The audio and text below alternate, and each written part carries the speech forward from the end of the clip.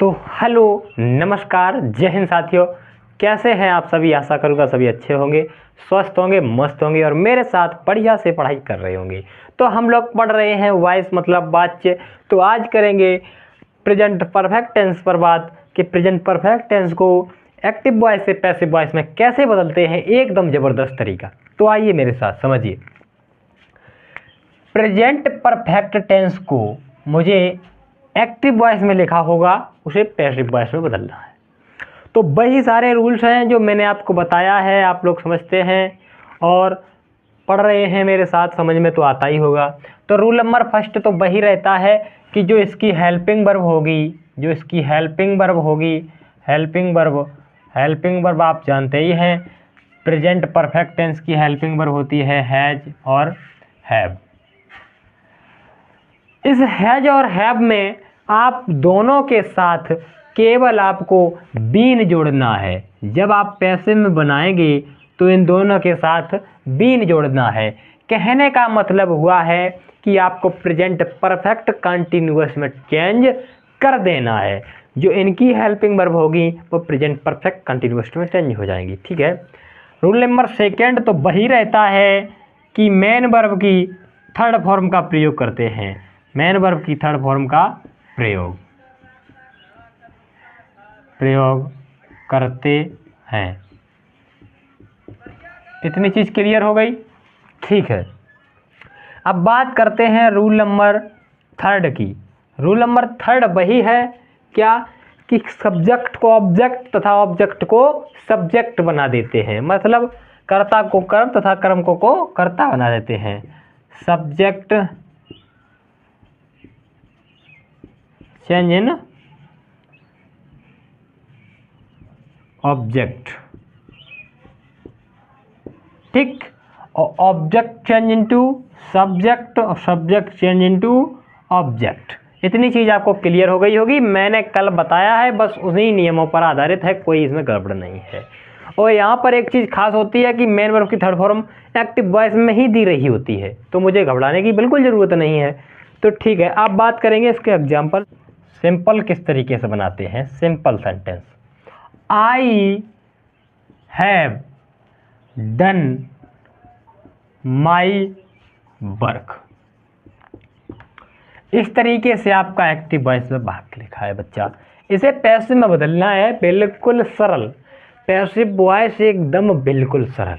क्या करना है आपको, बस एक भाग के जाना है कि मेरा ऑब्जेक्ट कहाँ है, मेरा सब्जेक्ट कहाँ है। तो आप ऑब्जेक्ट के पास जाओ। ऑब्जेक्ट क्या है, माई वर्क। ठीक है, अब इसे बना दो पकड़कर। क्या हो जाएगा, कुछ नहीं इसमें डरने की बात। तो बस इसे पहले ले आओ, क्योंकि ऑब्जेक्ट को मैं सब्जेक्ट बता रहा हूँ। तो क्या हो जाएगा, माई वर्क। ठीक, ये कार है, अकेला है, इसके साथ हेल्पिंग वर्ब लगेगी हैज और बीन। हमने जो कि अभी आपको तुरंत बताया है, घबराने की बात नहीं है। ठीक है, मेन वर्ब तो थर्ड फॉर्म रहती ही है, डन। अब बेटा जो आपका आई होगा वहाँ ऑब्जेक्ट बनेगा उससे पहले बाई, आई का मी। और ये आई का मी कैसे हो गया, तो मैंने आपको ये चार्ट समझाया है, कृपया करके मेरी पहली या दूसरी वीडियो देखना उनमें। अब बात करेंगे इसके नेगेटिव पर। इसका नेगेटिव कैसे बनेगा, तो इसके नेगेटिव में भी कोई अंतर नहीं रहेगा। आप देखिए नेगेटिव एग्जाम्पल क्या है। अरविंद, मैं एक क्वेश्चन ले रहा हूँ, जैसे Arvind has not scold, Arvind has not scolded your servant, scolded your servant. इस तरीके से ये वाक्य है। बस इसको आपको क्या करना है, एक्टिव वॉइस से पैसे में बदल दो, कोई भी इसमें बड़ी बात है ही नहीं।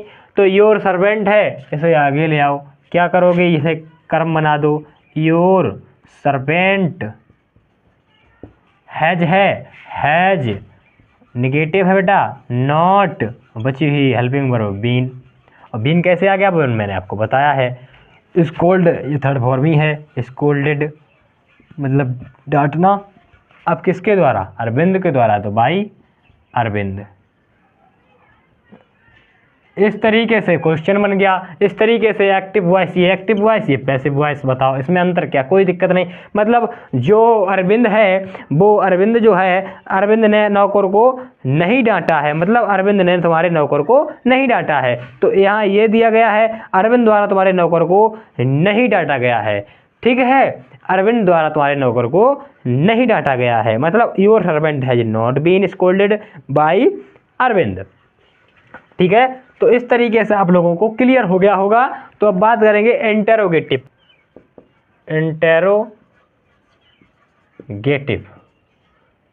किस तरीके से जो है इंटेरोगेटिव को बदलेंगे। इंटेरोगेटिव का पहला क्वेश्चन है, have you done this work.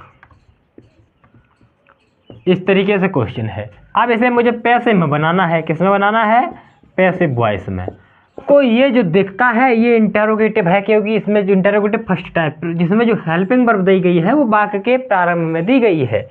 तो क्या कर रहे हैं, आपको कुछ नहीं इसमें करना है। ये जो आपकी हेल्पिंग वर्ब है इसे आप जो नए बने सब्जेक्ट के अनुसार चेंज करेंगे। दिस वर्क, तो यहाँ हो जाएगा has this work. Has this work क्या हो गया बेटा? Has this work.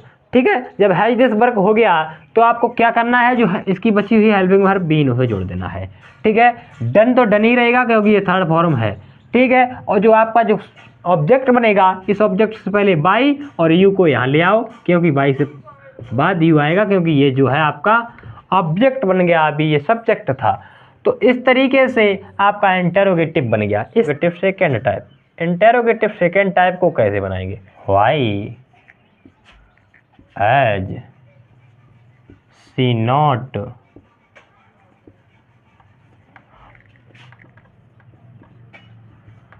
इस तरीके से क्वेश्चन है, बस इसे एकदम बना दीजिए फुर्ती में। क्या इसमें बात हुई? कोई बात नहीं। इसमें यह कहा गया उसने गाना क्यों नहीं गाया है। इसमें क्या कहा गया? उसने गाना क्यों नहीं गाया है। तो बस ये जो हाई है आपका यही रहेगा, वाई हो गया, क्योंकि जो प्रश्नवाचक होता है वाक्य में ही रहता है। चाहे हेल्पिंग वर्ब शुरू में होगी तो उसमें जो परिवर्तन होगा वो प्रारंभ में रहेगी, इसका जो क्वेश्चन वर्ड होगा वो प्रारंभ में ही रहेगा।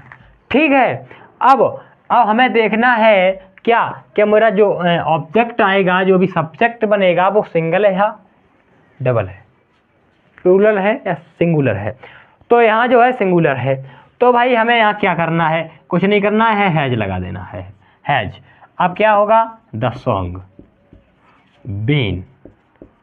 ठीक, द सॉन्ग निगेटिव वाक्य है तो नॉट बीन हो जाएगा। ठीक है, संग की थर्ड फॉर्म संग ही रहेगी। अब बाई किनके द्वारा? सी मतलब हर। तो इस तरीके से ये भी बन गया। इसका मतलब क्या हुआ? इसका मतलब हुआ उसके द्वारा गीत क्यों नहीं गाया गया है, मतलब ये जो गीत है उसके द्वारा क्यों नहीं गाया गया है। ठीक है, और कोई इसमें समझने में दिक्कत नहीं हुई होगी। तो ठीक है, आप लोगों को प्रयास कर रहा हूँ, आप लोगों को बढ़िया समझ में आएगा। मतलब जो वाई था मैंने वाई रख दिया, हेल्पिंग वर्ब यहाँ इसके अनुसार रख दी हैज, और बची नॉट था, इससे बची हुई हेल्पिंग वर्ब बीन हो गई, और संग की थर्ड फॉर्म संग, और बाई हर। मतलब why has the song not been sung by her. ठीक है, उसके द्वारा गीत क्यों नहीं गाया गया है। तो आशा करूंगा आप लोगों को इतनी चीज़ बढ़िया से समझ में आई होगी और क्लियर हो गई होगी। तो अब बात करेंगे नेक्स्ट पास्ट इंडेफिनिट टेंस को कैसे एक्टिव वॉइस से पैसिव वॉइस में बदलते हैं। तब तक के लिए धन्यवाद।